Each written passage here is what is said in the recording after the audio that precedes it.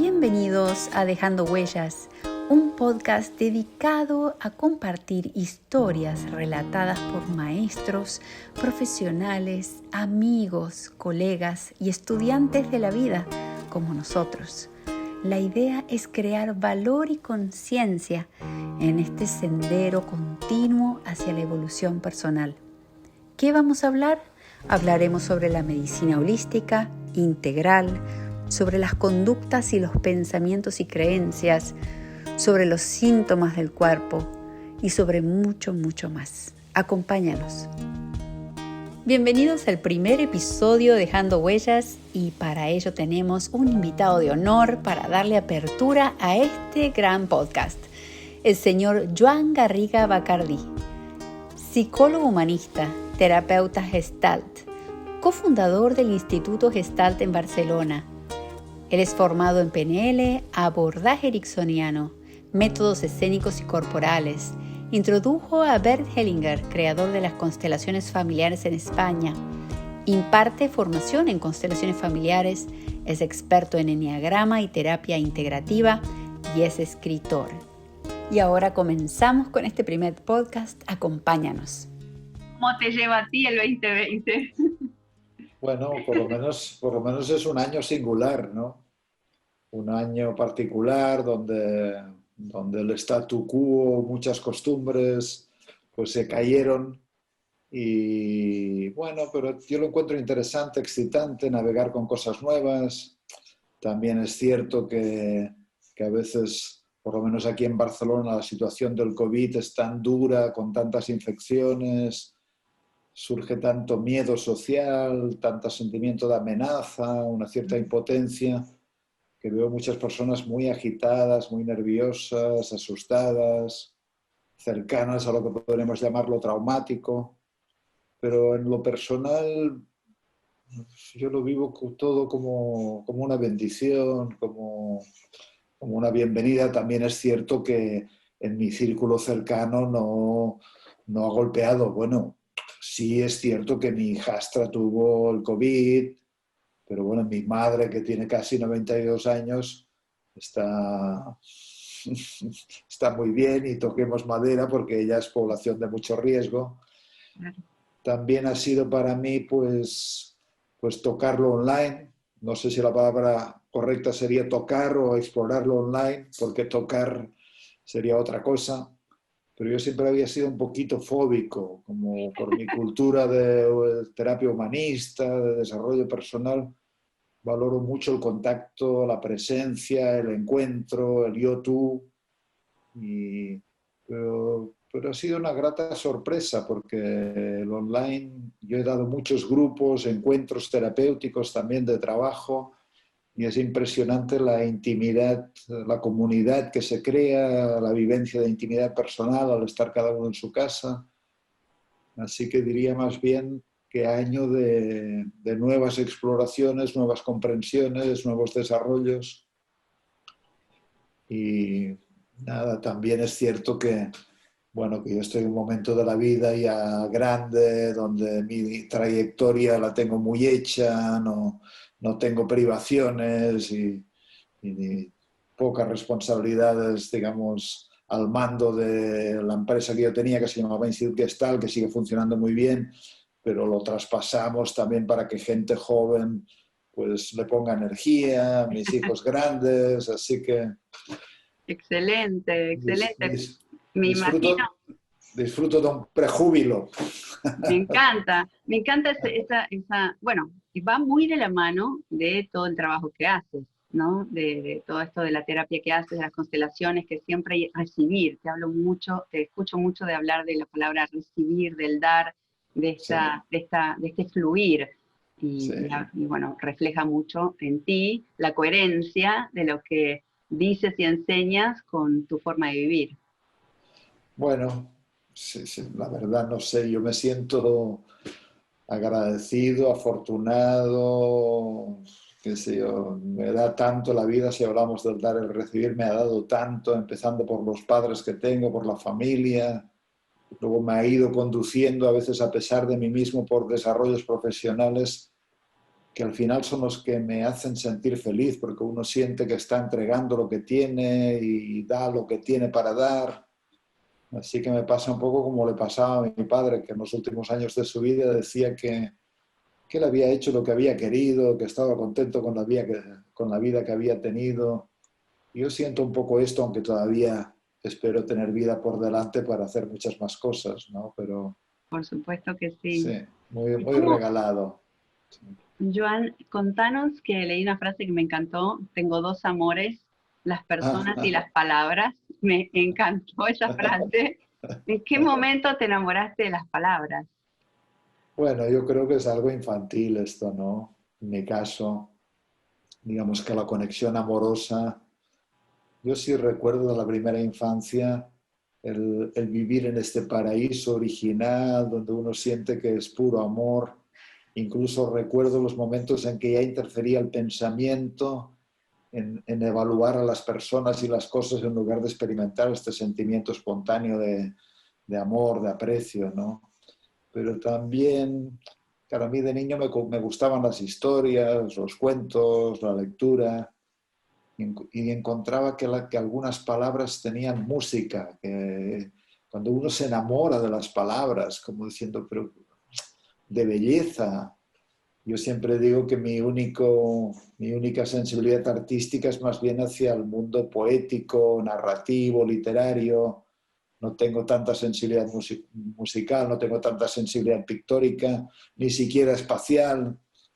Justo esta mañana la mujer de uno de mis buenos amigos, que es un gran arquitecto, me mandaba fotos de un edificio que acaba de construir en Etiopía, que es como la biblioteca de África, y, y ella estaba entusiasmada, pero yo me falta apreciación del arte espacial, ¿no?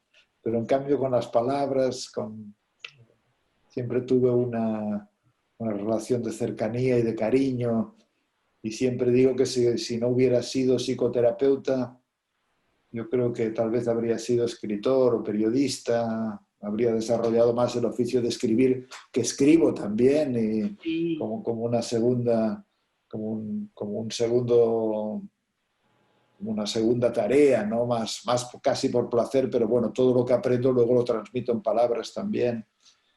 Pero bueno, así que Llega toda esa energía, porque justamente al verte, al escucharte, lo primero que pensé es un poeta. Hay un poeta detrás. Te vi en una conferencia que comenzaste, no sé si tengo mucho por decir, y no podía dejar de escucharte toda la conferencia. Dije, wow, era como si contaras un cuento y una historia. Estabas contando una historia del libro de las llaves. sí, mira, Felicita a tu hijo. Y sí, que a propósito, muy hermoso el cuento, y también cómo lo relataste y nos llevaste hasta último momento con este suspenso de qué significaba. Pero sí. me encanta esto de los libros.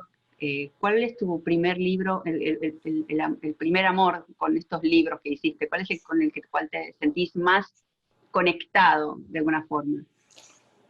Esto es difícil de decir porque yo hasta el momento he publicado 5 libros y tengo otro que lo escribí y lo terminé ahora durante el confinamiento, que lo publicaré el año que viene. Y esto es como si a alguien le preguntan a qué hijo prefieres, ¿no? Y Claro, bueno, uno encuentra que tiene un hijo que es rubio, que es astuto, el otro que es así, el otro, pero en definitiva los quieres a todos, ¿no? claro. Quizá la historia primera que escribí, que es ¿Dónde están las monedas?, que es sanar el vínculo, lograr el vínculo entre padres e hijos, le tengo un aprecio especial porque qué sé yo lo escribí como un juego, sin ninguna, con pocas pretensiones, pero luego este libro me abrió mucho camino en Latinoamérica y en otros lugares porque se hizo muy popular. Y ahí traté de decir, pues, en clave metafórica, casi todo lo que yo había aprendido eh, referido a la relación con los padres y a estar en paz con los padres, porque no deja de ser una forma de estar en paz con uno mismo y en paz con la vida. Y lo Ujú. dije de una manera muy... Es decir, es un libro chiquito, pero incluye una historia. Así que este libro me abrió muchas puertas y a veces voy a Latinoamérica todavía y me dicen, tú eres el de las monedas. aunque luego Vivir en el alma también es un libro muy espiritual, que es el fruto de una crisis cuando a uno se le cae casi todo y como la ave fénix renace de las cenizas, pero liberado de una serie de vestiduras que a uno ya le quedaban estrechas, mucho más libre de uno mismo. Así que es un libro que a mí me gusta decir que es para personas que en la vida les ha visitado la adversidad, la dificultad, porque yo creo que trae mucha esperanza y una idea espiritual de que somos algo más de lo que parecemos, o que más allá de uno mismo hay uno que es más uno mismo, podríamos decir, ¿no? Uh-huh. Y luego me tocó escribir sobre parejas también. Me Y tocó. bueno, por culpa de los argentinos, porque, porque en el movimiento de las constelaciones me invitaron al principio del movimiento a dar un taller ahí de parejas con Tiu Boltzmann, que es la que creó en su momento el Centro Bert Hellinger ahí en Buenos Aires, y luego se corrió la voz de que yo entendía mucho. Para mí era una sorpresa porque siempre he dicho que el ámbito de mi vida más complicado justamente ha sido este. Así que parece que uno tiene que desarrollar y enseñar aquello que más necesita aprender también, ¿no? Como si hubiera un foco especial de interés, porque es un área de mayor sensibilidad, ¿no? Y luego pues di tantos talleres de pareja, acompañé a tantas personas en sus asuntos de pareja, que me pareció que este amor que tengo a las palabras pues necesitaba expresarlo también, llegando a mucha gente por escrito, porque en el ámbito de la pareja hay una profunda necesidad de pensar, una profunda necesidad de entender, de clarificar, de orientarse.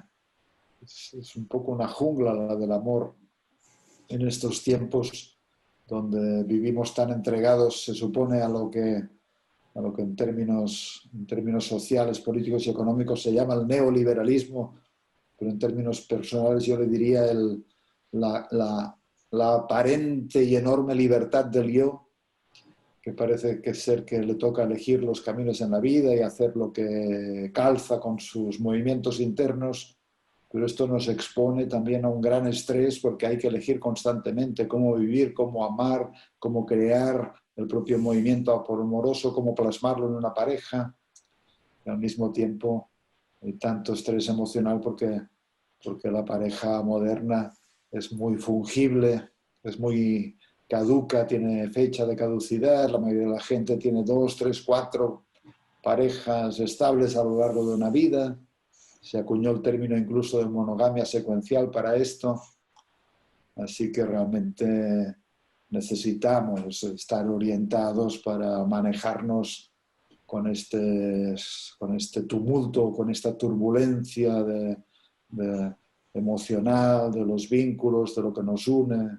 Uh-huh. Y al final somos mamíferos, no somos seres superficiales, nos conectamos profundamente con otros, se nos va el corazón, nos llenamos de dolor también y hay que aprender a hacer estos tránsitos emocionales con un cierto criterio para que la vida siga cantando con fuerza en lugar de que quede detenida porque nos dolió aquí, nos dolió allá. Vivir también significa estar dispuestos a que nos duela. Y como decía Amma, que Amma es una, no sé si sabes, si te Sí, suena, claro. es una persona que ha abrazado a casi 40 millones de personas. Canta, sí. Y ella decía que si resístete a no convertir tu dolor en sufrimiento. Mira tu dolor a la cara y así no tienes que convertirlo en un artefacto del ego para hacer crecer en ti el sufrimiento, que el sufrimiento sería una posición justamente basada en oponernos al dolor cuando el dolor está aquí y nos visita. Y el dolor también es un recurso que la biología pone a nuestra disposición para transitar los tránsitos difíciles, ¿no? Las pérdidas, las separaciones, las adversidades, las frustraciones, las traiciones. Así que Bueno, tú tienes que pararme porque yo No, no, nunca no, sé qué decir, me encanta, no quiero pero luego pararte. yo tomo la palabra y a No, veces me voy de aquí, encanta. de Toma aquí la para... palabra, yo te voy diciendo porque me encanta lo de la pareja y por supuesto, como dices, tanto conflicto sobre todo este año, ¿cierto? Y Sí, qué interesante cómo se ha ido modificando la estructura de lo que es la familia, la sí, estructura de lo que es la pareja, las sí, dinámicas dentro de la familia y dentro de la pareja. Y qué interesante es como ampliar esta mirada de, bueno, no aprendo aquí, necesito aprender más, necesito como viajar al exterior, ¿no? Como necesito tirar la red más lejos. sí, sí. Algunos autores hablan, claro, hablan de la pareja premoderna o la pareja antigua, que sería la pareja que está insertada dentro de una comunidad significativa, que antiguamente era la familia. Y la pareja vivía muchas veces incluso en una familia grande, en un entorno grande. Ahí la importancia era el grupo. Uh -huh. Luego se configuró la pareja moderna y la pareja moderna la importancia somos nosotros, es decir, dos que crean una familia y la pareja posmoderna, que es en la que estamos más ahora, que algunos autores como Bauman también hablan del amor líquido, yo diría que incluso a veces el amor gaseoso, pero la pareja posmoderna es una donde el foco no es el grupo, no es la comunidad, no es el nosotros, sino que el foco es el yo.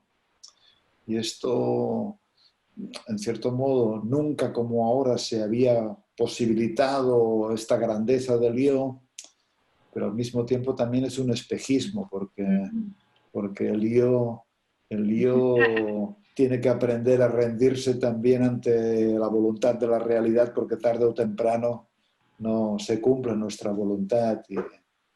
Pero ahí vivimos en la era de una cierta omnipotencia, de una cierta -huh. excesiva grandeza del yo personal, pero esto también nos permite, bueno, en el ámbito de la pareja, trazar nuestro propio movimiento. Ya no tiene por qué ser para toda la vida, ya no tiene por qué ser con convivencia, ya no tiene por qué ser únicamente dos, y hay parejas que pactan también relaciones abiertas, es decir, claro, con cuidado, pero cada quien también, por ejemplo, en mi último libro, el de Bailando Juntos, que toco muchos temas de pareja y familia, también toco el tema de la comunicación, de la lealtad, de la fidelidad, de la infidelidad. Y a mí siempre me ha llamado la atención por qué tantas parejas pactan fidelidad cuando después no lo cumplan. Es decir, y luego yo he trabajado con muchas parejas que a veces están más heridas por la traición a la confianza y al pacto que por la infidelidad en sí mismas, ¿no? Uh Así -huh. que yo a veces me pregunto por qué no podemos ser más amantes de la realidad y reconocer nuestros límites, y a veces hay personas que no pueden ofrecer fidelidad, pues que no la ofrezcan. Es decir, ¿por qué no cada quien puede respetar más su propio camino o su propia posibilidad tal y como es, sin generar tanto dolor interpersonal, por ejemplo, ¿no? Y ahí Así que, hablamos de las máscaras, ¿o no? De todas estas máscaras que nos forjamos o compramos de esas creencias. claro, a veces en la pareja, en nuestras relaciones, claro, se parecen más a la máscara del carnaval, a danzas carnavalescas donde uno juega el rol, qué sé yo, de grande, el otro de pequeño, el uno el rol de, qué sé yo, de extrovertido y el otro de introvertido, uno, qué sé yo, de mendigo, el otro de generoso, uno de víctima, el otro de agresor. Es decir, pero claro, la danza que yo creo que es la danza que más fortalece y vivifica y da bienestar a las personas es la danza de la realidad, donde cada uno puede ser como es a cada momento y donde puede haber un respeto y una transparencia y una honestidad y a veces unos límites también, y todo no se puede y porque yo creo que importa mucho ofrecerse la verdad, ¿no? Es un regalo en la vida cuando otra persona tiene la audacia de ofrecerte la verdad de quién es a cada momento en lugar de disfrazarse con una máscara, ¿no? De ofrecerte un enmascaramiento, y cuando uno mismo puede ofrecer al otro también la verdad, y la verdad de todos es que contenemos todas las bendiciones y todas las bellezas, y contenemos también pues muchas sombras y muchos lugares que no son tan fáciles, o que a veces para uno no son fáciles. Yo he comprobado mucho trabajando con grupos que a veces personas que algunos aspectos de sí mismos tienen dificultades en aceptárselos. A veces, qué sé yo, una envidia que les corroe, una obsesión, una tristeza, una vulnerabilidad, o a veces, qué sé yo, cosas que les tocó vivir en la infancia, abusos, cosas que avergüenzan mucho, y que cuando pueden abrir estas cosas se sorprenden de cómo el grupo es tan amoroso y tan aceptador. Parecería que los demás somos más aceptadores de lo verdadero que no de lo ficticio. Porque esto también se observa en los grupos, que cuando las personas ofrecen lo ficticio, una impostura de sí mismos, el grupo generalmente empieza a sentir que les camotean algo, que no huele tan bien, que, a ver, queremos saber la verdad, quién eres Claro, tú, qué quiero te descubrir. pasa, no, si estás inseguro, si te sientes dichoso, pero no nos pases gato por liebre, ¿no? Queremos conocerte a ti. Así que en la pareja yo creo que la danza del ser lo que somos a cada momento, y poder apreciar en el otro lo que es a cada momento y el otro en nosotros, aunque habrá momentos de desencuentro, que lo que el otro vive nos es difícil y que lo que nosotros vivimos al otro le es difícil. Pero bueno, así que... Sería genial que pudieran incorporar todo esto de la terapia de constelaciones o algo para los niños o los adolescentes, para que puedan empezar a conocerse, porque creo que uno de los problemas más grandes es sentirse solo, sentirse no merecedor, sentirse separado de todo lo demás, ¿no? Esta teoría o filosofía de que somos una energía y estamos de alguna forma conectados, más allá de que somos individuos, y tener que demostrarle al otro que somos más para que nos quieran, que nos acepten, que no toda esta cosa que empieza a enredar. Sí.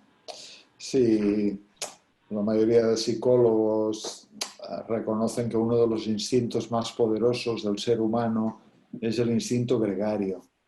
Esto quiere decir un instinto de pertenencia, de formar parte. Y tiene mucho sentido, porque como mamíferos no sobrevivimos sin un otro, sin una madre, sin un padre, sin un entorno familiar al que pertenecemos, que nos cuidan.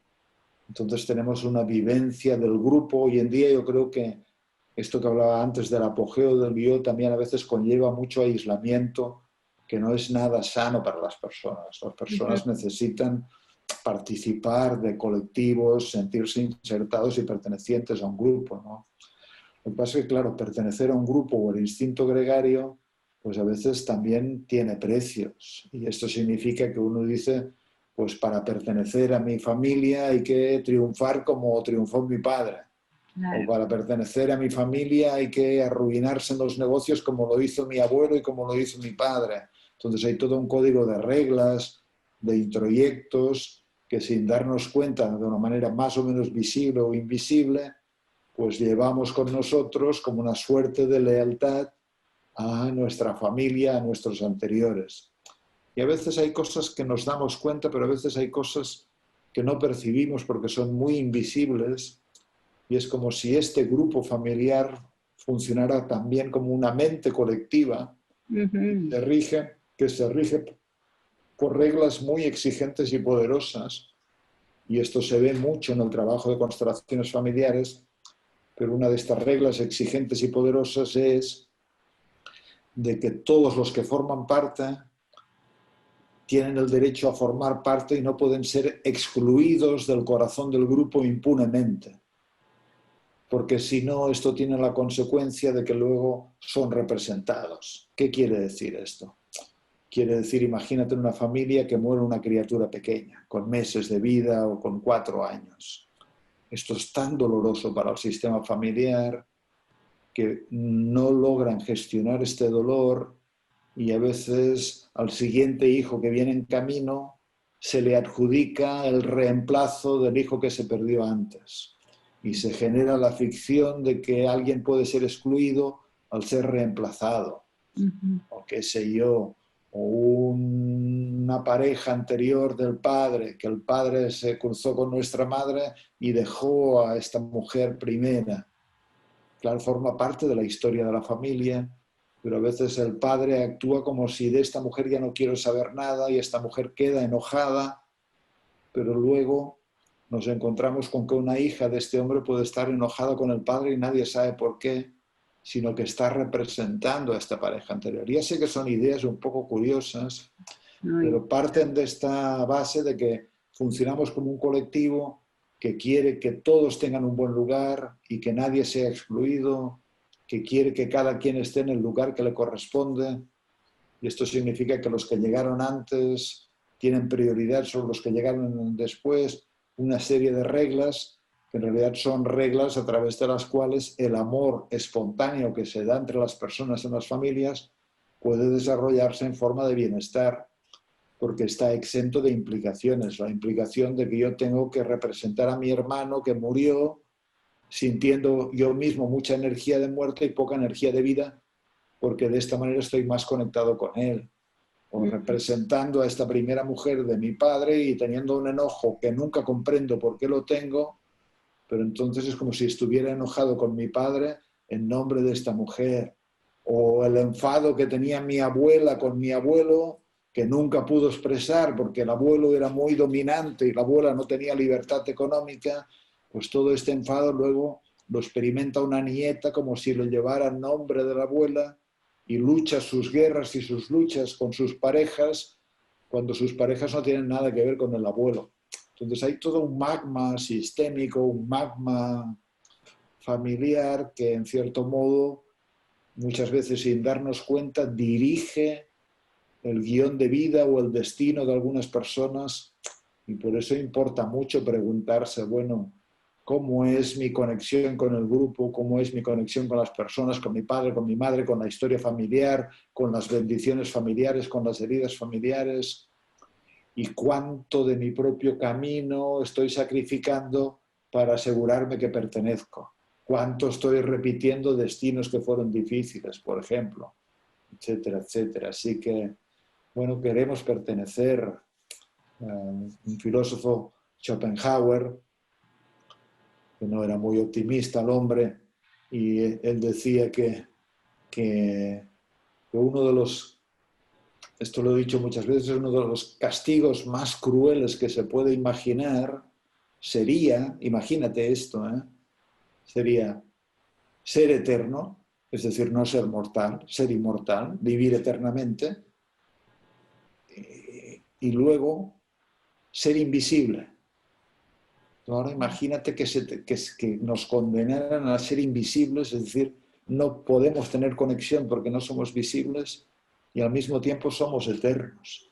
Y esto es un castigo terrible porque efectivamente las personas sin un contacto significativo con un otro, por lo menos sin un otro significativo, en general no quieren vivir. No quieren, la vida se marchita. Niños, bebés, que esto se encontró en la Segunda Guerra Mundial, se le llamó el marasmo hospitalario, bebés que se les daba alimentación y se les daba cuna para dormir, pero no tenían un cuidador que hiciera un contacto afectivo, visual, una conexión personal con este bebé, se deprimían y no querían vivir, se morían. Y esto demuestra también de que la vida sin una conexión significativa no triunfa sobre la muerte, ¿no? Qué importante que es, sobre todo lo que empezaste a decir antes sobre las parejas, que ahora está todo el yo de por medio, ahora está de protagonista. Tenemos que volver a la familia para sanar, es como el círculo, ¿no?, de la vida, ¿no? Tenemos que hacer este ciclo en algún momento porque estamos en el yo para reiniciarnos, reevaluar qué pasa y volver al núcleo.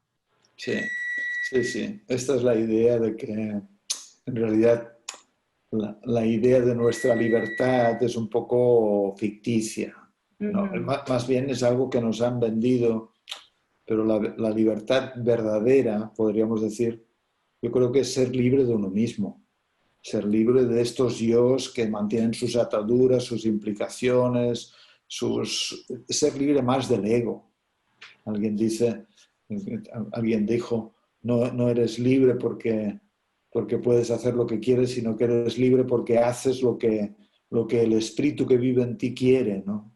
Así que en realidad la plena libertad de ser libre de uno mismo, pero claro, para poder ser libre primero hay que preguntarse de qué tengo que ser libre. A veces estamos tan encarcelados como el mito de la caverna de Platón, estamos Sí. encarcelados y vemos solo las sombras, pero no vemos la luz que hace que las sombras queden reflejadas, ¿no? Entonces hay que mirar estas sombras y comprender cuánto en nuestros tramoyas emocionales pues seguimos repitiendo guiones del niño, de lo que pasaba con el padre y con la madre, seguimos ocupándonos de asuntos que la madre no resolvió, o seguimos intentando salvar a nuestra madre de su depresión y luego llevamos esto a una pareja y nos parece que es la manera adecuada de estar en pareja.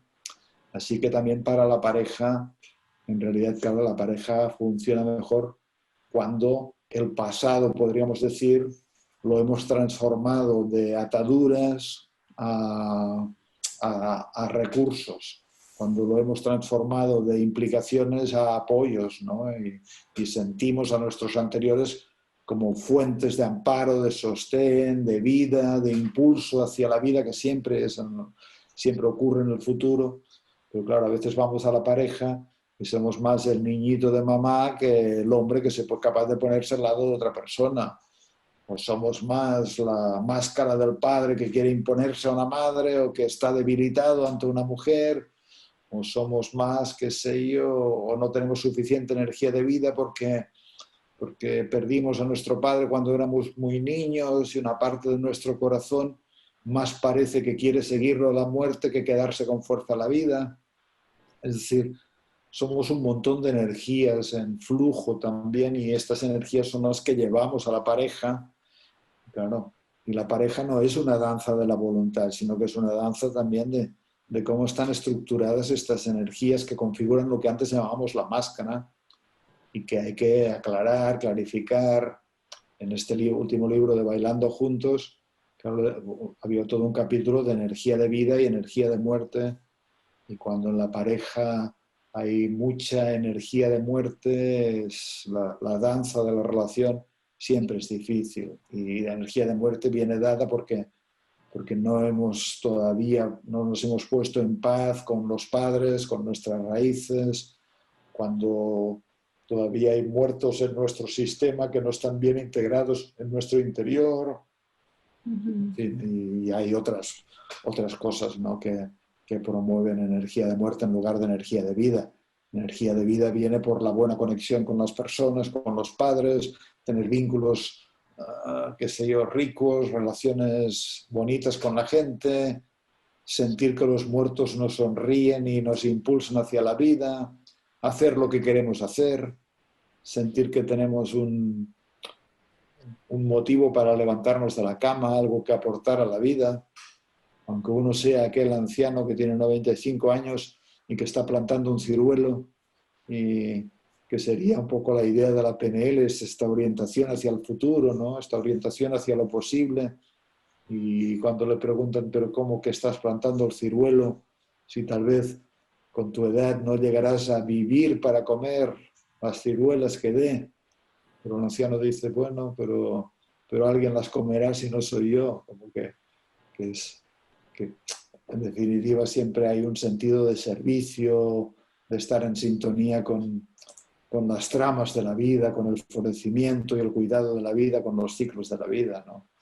Entonces todo esto da energía de vida y cuando esto está muy presente en una relación de pareja o cuando somos padres, pues las relaciones discurren con mucha más facilidad. Cuando la energía queda comprometida y no nos sostenemos bien, todos nuestros hijos se involucran o nuestras parejas también. Mucha violencia en las parejas viene por el hecho de que de que uno de los dos o los dos no se sostienen bien. Y entonces acaba esto transformándose en una danza de agresión o de maltrato, de desprecio, Volvemos cosas feas. a ese amor propio y a no tener esa paz. Pero qué increíble, me encantó esa palabra que dijiste de tener estos recursos y la segunda palabra que dijiste que fue esta fuerza de vida, ¿sí? Como este impulso que yo le llamo el chi, ¿no? Como esta energía que está ahí constantemente, esta pulsión, ¿no? Esta pulsión que se mueve más allá del intelecto, ¿no? Que no estamos muy guiados por el intelecto. Bueno, tú imagínate detrás de ti que siguen miles y miles de mujeres y miles de hombres, pero todos con la llama de la vida, el fuego de la vida, la antorcha de la vida encendida en su pecho, en su vientre, ¿no? Y como esto, como un triángulo infinito, y todo este triángulo converge en ti también como energía de vida que te pasa la antorcha, enciende el chi, el fuego de tu cuerpo, y de esta manera te proyectas hacia el lado y te proyectas hacia adelante, ¿no? Así que la idea de esto en sociedades más primitivas o más tribales, siempre estuvo muy presente la fuerza de los ancestros, la bendición de los ancestros, la buena mirada de los ancestros, el apoyo de los ancestros, incluso El sí, honrar, ¿no? el honrar a los ancestros, el encuentro con los ancestros en sueños, en rituales, en los días de muertos también, el sentirlos como presencias benéficas. No como hoy en día a veces a los muertos parece que hay que enterrarlos y dejarlos bien muertos, porque su recuerdo a veces no, o es doloroso o es quebrantador, como si no nos diéramos cuenta de que ahí donde están los muertos hay una mirada amorosa que desea que los vivos significativos estén felices. De todo, por ejemplo, mucha gente que muere y si se acercan sus hijos o sus seres queridos a despedirse, yo tengo que imaginar que el deseo de quien está por morir es, lo que les diría es, no perdáis el tiempo, ser felices, aprovechar la vida. Así que ojalá este es el mensaje que recibamos, ¿no? Lleno de chi, lleno de energía vital de nuestros anteriores que ya cumplieron su vida y su cometido, ¿no? Un gran aprendizaje ese capítulo en ese libro de la vida y la muerte, porque tendemos a conectarnos siempre con la pérdida, con esta carencia, con no querer soltar, acumulando los closets de ropa que no usamos, todo abajo por todos lados siempre estamos acumulando por esta memoria, ¿no? Entonces es muy importante abrazar la ciclicidad como está en la naturaleza, que nos muestra día a día. Sí, en el libro este que mencionaste de la llave de la buena vida también, que este libro está inspirado en una frase de San Agustín, está inspirado, recorre, es una frase que viene a cuento con el contenido del libro, y la frase dice que la felicidad consiste en tomar con alegría lo que la vida nos da y en soltar con la misma alegría lo que la vida nos quita. A ver, esto no puede resultar frivolidad porque nadie pierde algo que era muy importante como si fuera una gran celebración. A veces se necesita un proceso para experimentar la alegría de soltar lo que la vida nos ha quitado, ¿no? Pero claro, es un aprendizaje en la vida también de la danza entre ganancias y pérdidas. Y hay que saber perder sin perderse a uno mismo. Y esto es lo que decía en el libro también. Hay que ganar, hay que saber ganar sin perderse a uno mismo y hay que saber perder ganándose a uno mismo, ¿no? Y es verdad que en las pérdidas, claro, uno se gana a su verdadera naturaleza. A veces uno pierde, qué sé yo, imagínate que uno toca el violín y luego tiene una enfermedad, una artrosis y no puede tocar el violín. Con lo cual ahí hay una pérdida de la identidad de violinista. Pero a veces cuando perdemos ciertas identidades, gana fuerza el ser esencial que está más allá de estas identidades, ¿no? Como que estas identidades también configuran el paisaje de la narrativa personal, de la historia, de la biografía, del ego en suma. Así que a veces perder en un sentido espiritual también puede ser ganar. Y en un sentido mundano, pues a veces se cierra una puerta y nos duele mucho cuando hay otra puerta que está esperando para que la abramos también, ¿no? ¿Cuántas veces yo he trabajado con personas desesperadas porque la relación de pareja se muere o porque la pareja los ha dejado y las encuentras al cabo de 2 años y muchas dicen, no sé cómo agradecerle a mi expareja que me dejara. Porque aunque me costó mucho, nunca hubiera imaginado que se podía estar tan feliz en pareja porque tienen otra con la que están más felices o pasaron 5 años. Así que en realidad el futuro siempre está ahí adelante esperándonos, ¿no? Para abrirnos a nuevas posibilidades, solo que estamos aferrados a veces a cosas del pasado y nos cuesta abrir el corazón a lo que está por venir. Sí, y sobre todo con una herida, ¿no? Sí. Pero decía Joseph Campbell, un mitólogo muy importante, decía que deberíamos estar deseosos de soltar los planes que hemos trazado para abrirnos a los planes que la vida tiene para nosotros, lo cual es un llamado a una confianza, ¿no? Y a que hay que confiar de que la vida provee también y nos da sus oportunidades.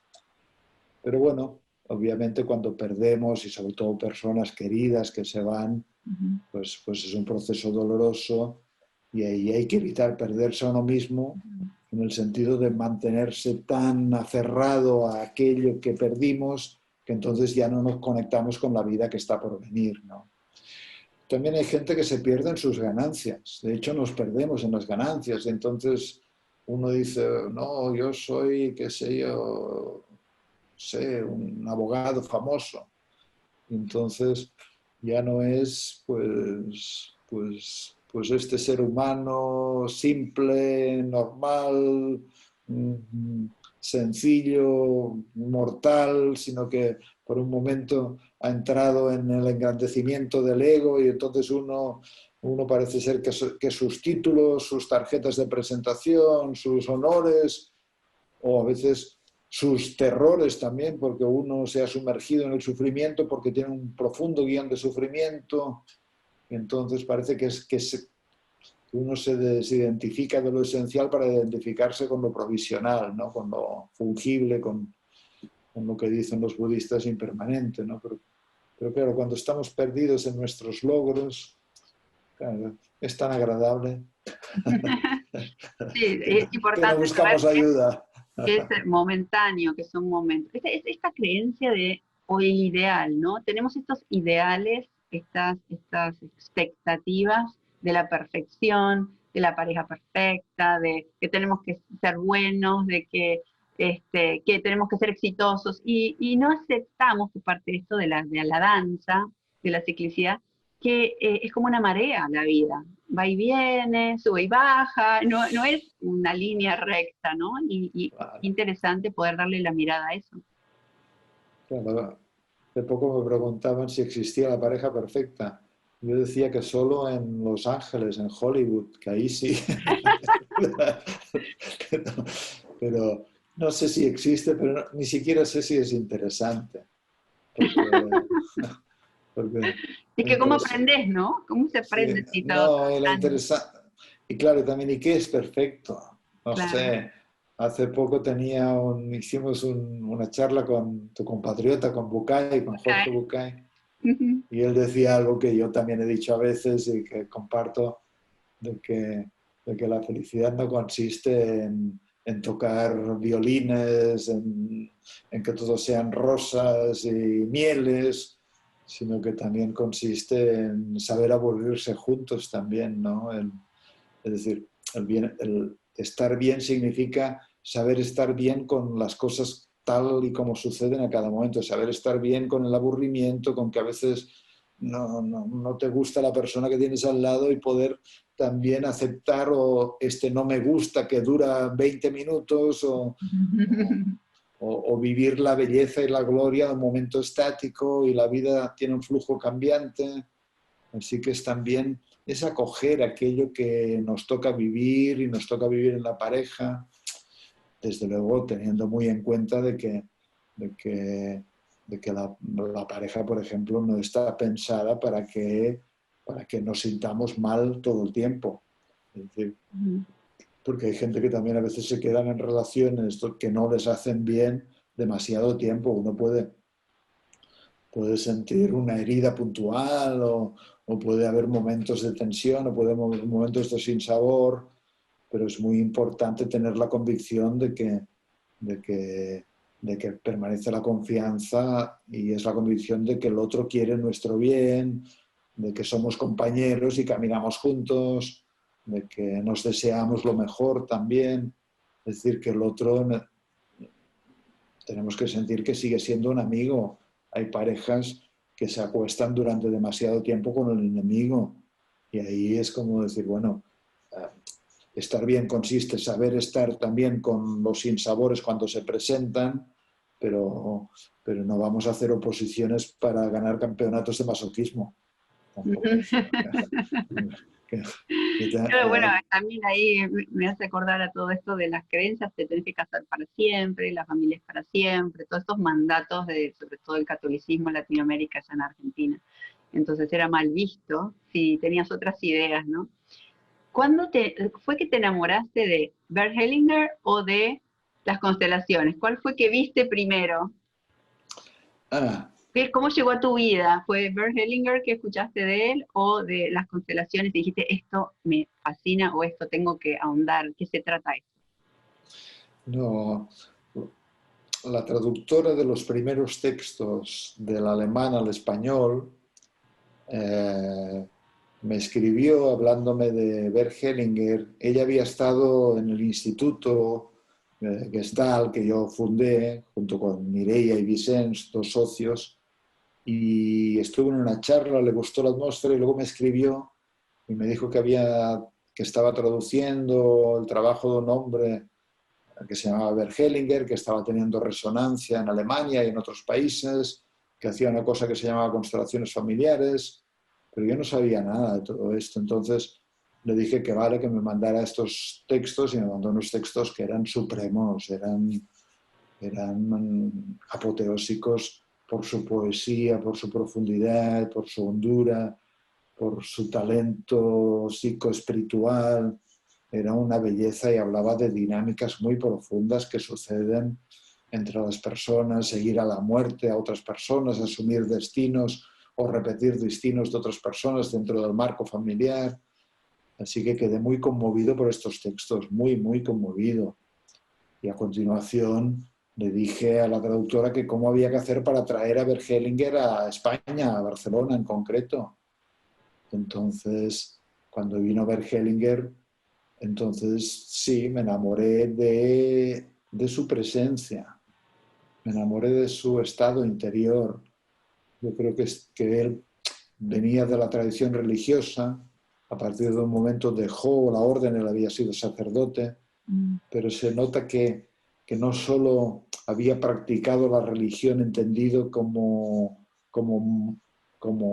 cuestiones morales, sino que había practicado la mística, la espiritualidad, que esto requiere meditación, requiere encontrar otro lugar adentro, porque era una combinatoria de amor y de fortaleza muy, muy bella, junto con las constelaciones, que era una metodología muy, muy audaz, y al mismo tiempo unas dinámicas familiares a las que se accedía como la vía regia, ¿no? Como de la misma manera que Freud dijo que los sueños eran la vía regia al inconsciente, yo diría que las constelaciones, junto con otras cosas como el cuerpo, también era una vía regia para comprender los entuertos y las turbulencias y las dinámicas familiares y cómo transformarlas en dinámicas de bienestar, ¿no?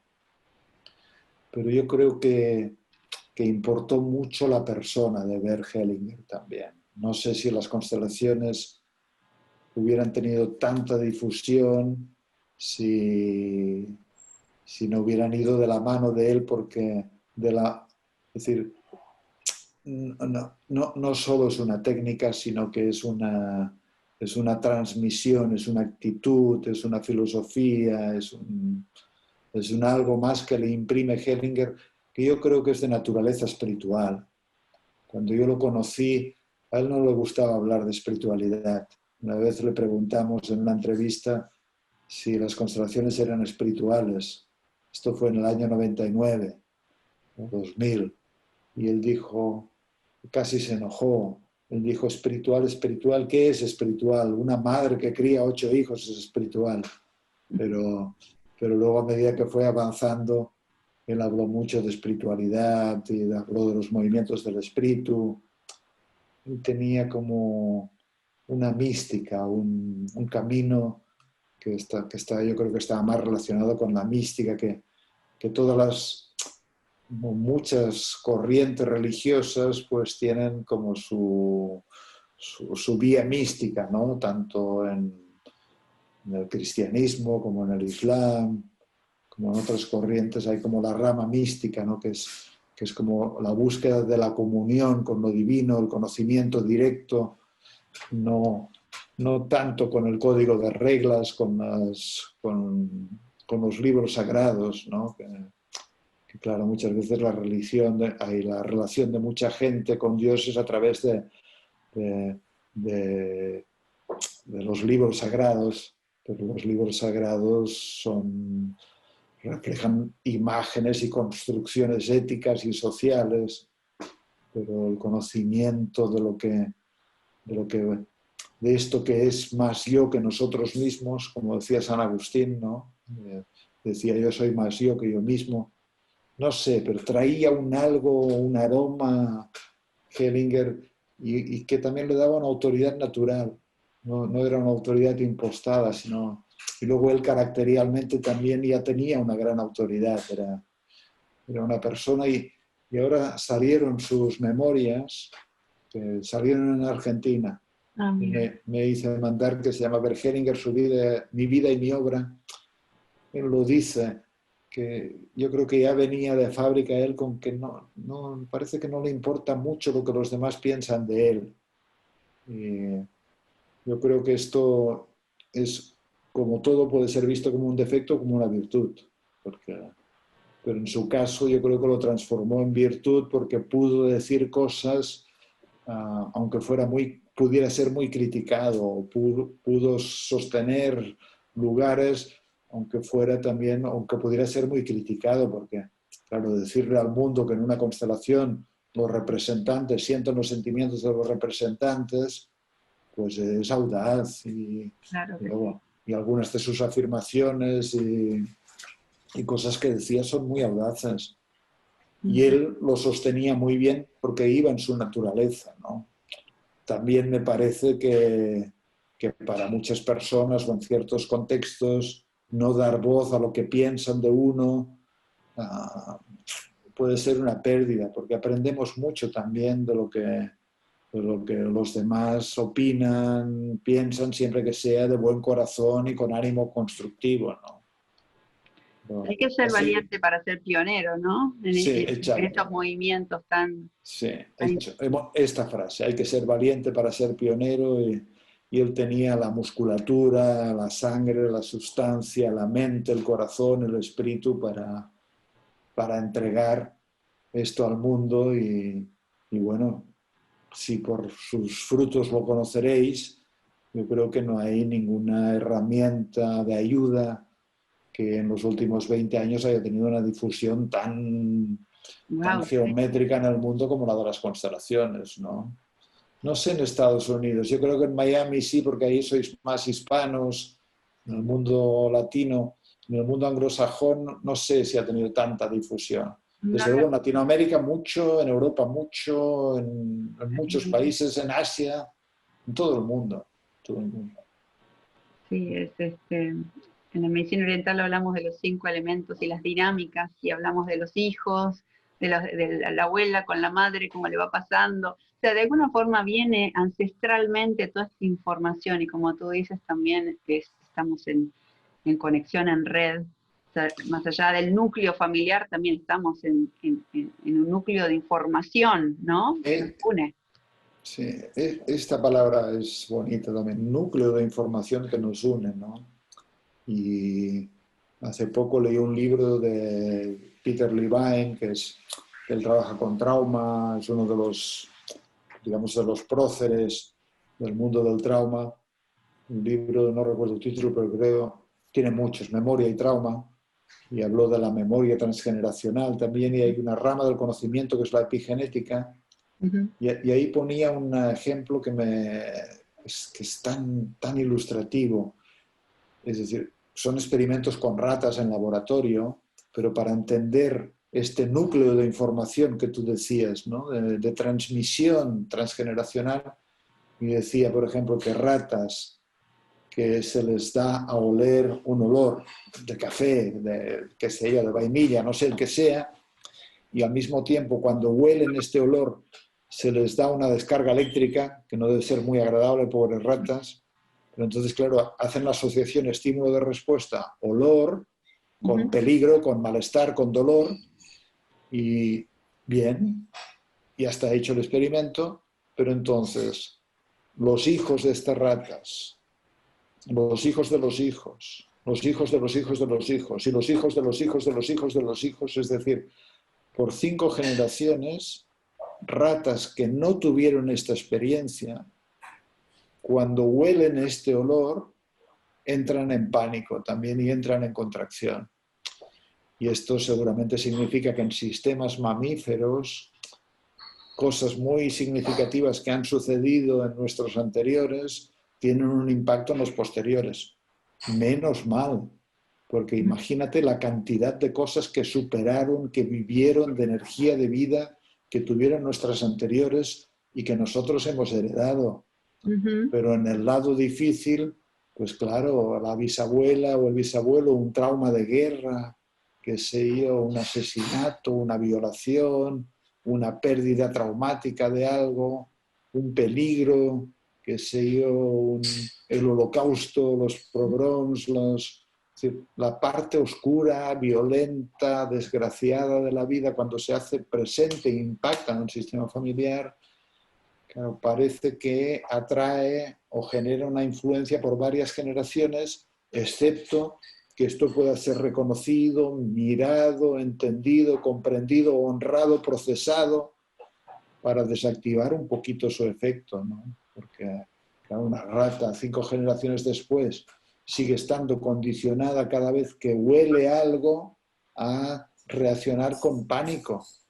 Y esto yo lo he visto también creo que pongo, no sé en qué libro, en este Bailando Juntos o en el próximo que voy a publicar, una mujer que trabaja por pánico y ella expresa, yo le pregunto, ¿y cómo experimentas el pánico? Y nunca hubiera imaginado que nadie experimentara el pánico, como dice esta mujer, y lo experimenta como pinchazos en el cuerpo. Es extraño, porque uno piensa el pánico, una contracción en los músculos, una opresión en el pecho, una sudoración, que sea una agitación en el corazón, una tensión en la nuca, no sé. No, pinchazos en el cuerpo. Y entonces esta mujer nunca había asociado que su padre, esta mujer era de origen alemán, su padre estuvo durante la Segunda Guerra Mundial en el frente ruso, estuvo años ahí en un campo de concentración y luego a su regreso, bueno, tenía muchas heridas de bala, de esquirlas, de metralla en su cuerpo que le hirieron, y podemos imaginar el pánico que debió sentir, el terror, la amenaza, la impotencia, traumas en toda regla. Y luego la hija, que nunca estuvo ahí, que nunca vivió lo que su padre vivió, pero de alguna manera las vivencias del padre también van con ella. Así que esto es muy misterioso y nos habla de este núcleo de información que tú decías y de un cerebro, podríamos decir, transgeneracional. Y de un cerebro, podríamos decir, que es un cerebro que trabaja con la realidad, no con lo que creemos saber de la realidad. Es decir, nos afecta lo que es, lo que ha sido. No, hay gente que, por ejemplo, a veces dicen, no, pero yo a mi abuela no la conocí, como si esto no le afectara. Pero, bueno, quizá le dio la vida, quizá murió cuando el padre, si es la abuela paterna, tenía 3 años. Bueno, no la conociste, pero el hecho de su muerte, de lo que vivió, de lo que le pasó en su historia, tiene también impacto en tu vida, independientemente de lo que aquí en el cerebro racional sabemos, porque es como si hubiera otro cerebro, que es el cerebro que ramifica sus neuronas por toda la realidad de nuestro sistema familiar, ¿no? Este campo, este campo. Y yo creo que también un poquito el corazón, que el corazón dicen que es el segundo cerebro y tiene capacidad de memorizar, de vivir, de guardar en esta alma, que bueno, no se sabe dónde está, pero la parte ancestral habla que está ahí en el corazón, que lo asociamos con esa área, ¿no? Te iba a preguntar, ¿qué opinas de los sueños? Porque también estabas comentando lo del holocausto, toda la parte transgeneracional, y he visto muchas personas que sueñan como vidas pasadas de alguna forma. ¿Sería como traer un poco esa información en sus sueños? Bueno, no, yo creo que los sueños es el lenguaje que los dioses usan también para que miremos más de cerca los asuntos que nos conciernen. Estos asuntos a veces hay sueños premonitorios o sueños que nos proyectan hacia el futuro, o nos encargan tareas o dictaminan también caminos por los que tenemos que elegir, y también nos señalan a veces cosas que necesitan ser miradas. A veces se nos presenta de muchas maneras la abuela, o a veces... Y el propio Hellinger, él trabajaba también a veces con sueños y decía que muchos sueños eran transgeneracionales, o si se quiere, transbiográficos, ¿no? Hellinger también empezó a desarrollar su mirada transgeneracional porque él trabajaba con el concepto de guión de vida, que es el análisis transaccional, que la teoría dice que el guión de vida se construye en los primeros años de vida, etcétera, etcétera. Pero Hellinger se dio cuenta de que había muchos guiones, que tenían un día en sus raíces en cosas que habían sucedido antes, es decir, eran transgeneracionales. Y los sueños, pues también es como este inconsciente colectivo que está lleno de arquetipos de todo tipo, pero también es a través de los sueños que hablan todo lo no resuelto de nuestros anteriores y todo lo potencialmente, qué sé yo, lo potencialmente bueno, podríamos decir, que nos proyecta hacia el futuro, ¿no? Yo creo que los sueños, el cuerpo, qué sé yo, son... Serían mensajes o formas también quizás de liberar, ¿no? Como exceso Sí, de información que está ahí como guardada. sí, sí, son como vías, ¿no? El cuerpo, por ejemplo, para mí no es pensable una ayuda psicológica que no incluya al cuerpo. Por ejemplo, es como, bueno, se puede trabajar lógicamente con creencias, pero es que las creencias están en el cuerpo, no están únicamente en una formulación lingüística, ¿no? Así que Me toda encanta eso que transformación... dijiste, porque si el cuerpo, digo, no miente, ahí muestra No, todo. no, y a veces, bueno, y tú sabes seguramente de formas sutiles de intervenir en el cuerpo que cambian a las personas, y luego las personas empiezan a tener comprensiones distintas de la vida y no al revés, de que cambiando creencias cambia el cuerpo. Yo creo que el cuerpo hay que incluirlo siempre en todo proceso de transformación y en todo proceso de desarrollo o de solución de problemas. Así que, Qué interesante. Y te iba a preguntar este aspecto del teatro, ¿no? Que leí también que habías estudiado la parte del teatro, y esto viene con las constelaciones para generar extraer este cuerpo a esa situación, a esa memoria. Bueno, claro, las constelaciones son escénicas, son escénicas. Tengo un amigo que dedicó toda su vida al mundo artístico, teatral, y me dice, yo hace mucho que no veo teatro, el único teatro que me interesa son las constelaciones, porque es como el teatro de la verdad profunda también, ¿no? Ahí no hay guión y es muy bonito. Y yo tengo la suerte de tener un gran amigo en España, Juan Carlos Corazza, que es, en mi opinión, el mejor maestro de actores y de actrices y un gran director de teatro. Y él me invita cada año a que trabaje un fin de semana con sus actores y actrices que están en formación.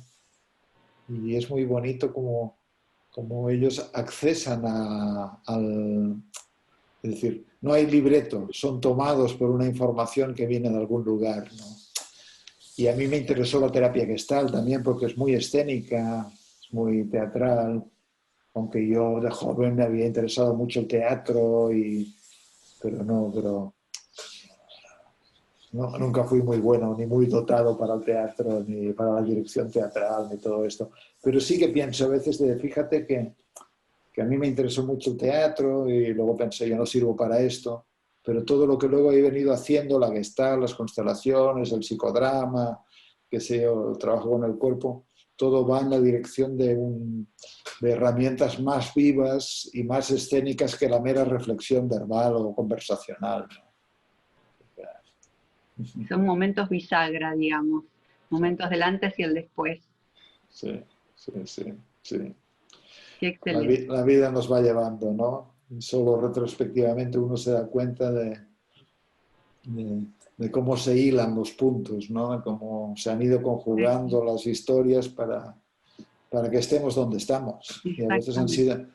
sido cosas azarosas, providenciales, impensadas, un encuentro con alguien que de repente hace que tu vida vaya en una dirección, o que sea un aprendizaje que hiciste cuando tenías 17 años y estalla cuando tienes 35, como algo que ahí quedó en un rincón, pero luego resultó providencial para cuando lo necesitaste 20 años después.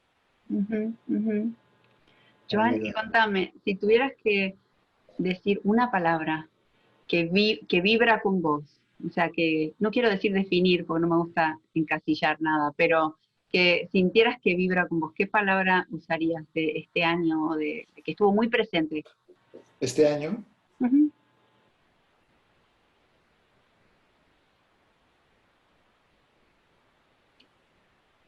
es que más que una palabra, es una sensación en el pecho, Ok. una,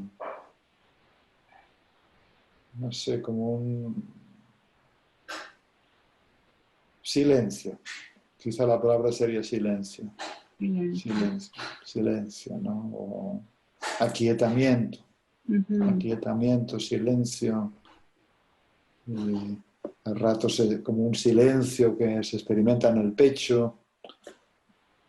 A días nada de silencio, tengo que decir también, pero sí como un trasfondo de confianza, de silencio, eh, aunque en otro nivel, no sé, igual antes no me pasaba, pero o ha cambiado el mundo o he cambiado yo, pero ahora estoy más preocupado.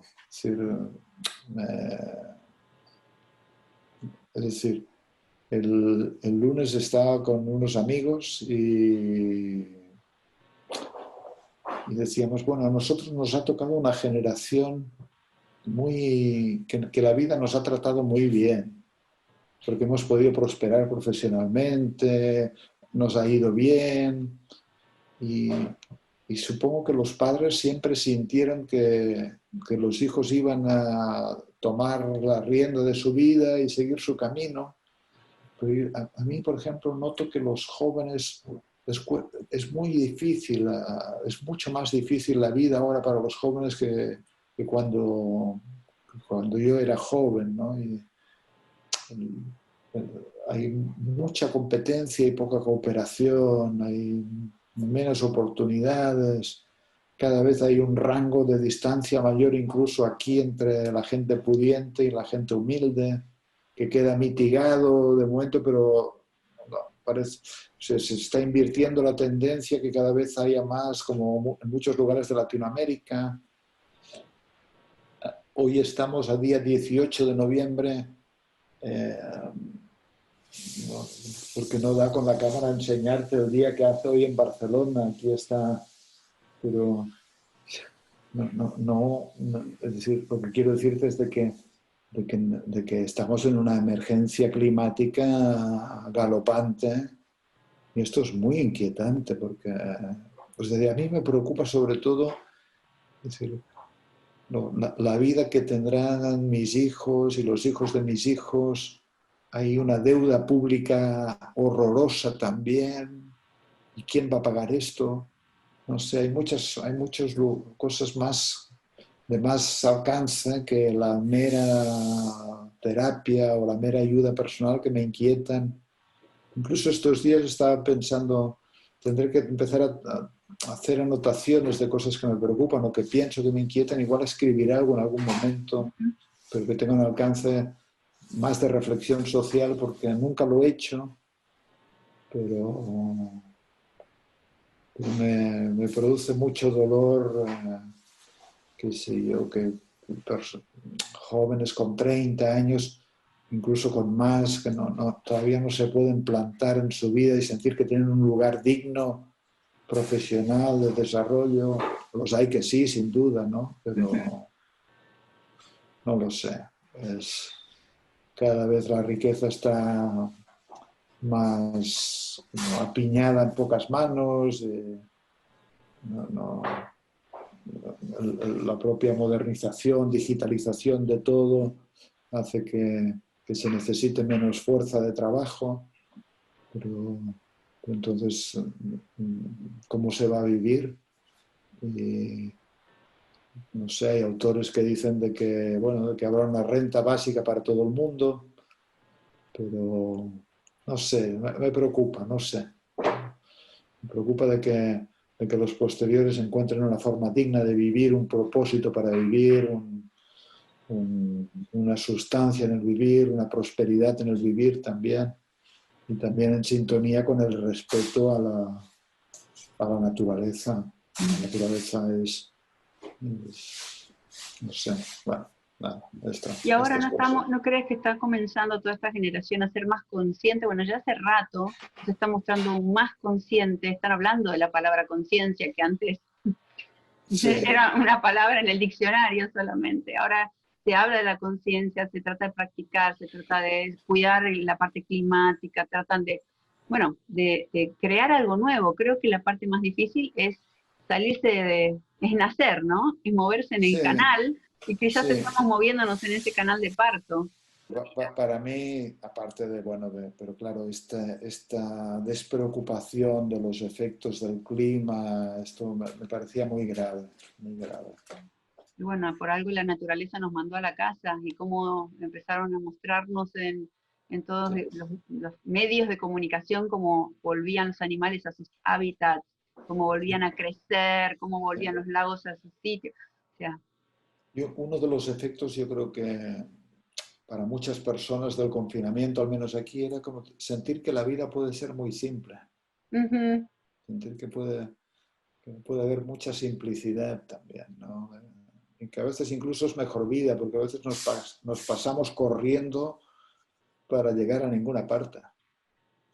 exacto. Entonces, Es una gran lección, vivir con lo que uno tiene y con uno mismo, que ahí empezaste la conversación con eso, que nos escapábamos también de uno mismo, no queremos escucharnos, que escondemos todas las historias ahí abajo del colchón, rechazamos todo lo que está frente a nuestro que no nos gusta, y bueno, y ahora nos enfrentamos con la realidad y no queda otra más que otra gran palabra que dijiste, que es la verdad y la honestidad. sí. Ahora ya no solo tenemos que escuchar los perros salvajes que ladran en nuestro interior, sino los perros salvajes que ladran en el planeta.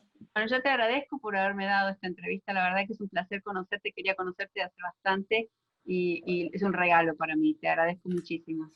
Venga, un abrazo. Un beso. Nos encontramos en el camino. Chao, Nos chao, vemos. chao, Chao. chao.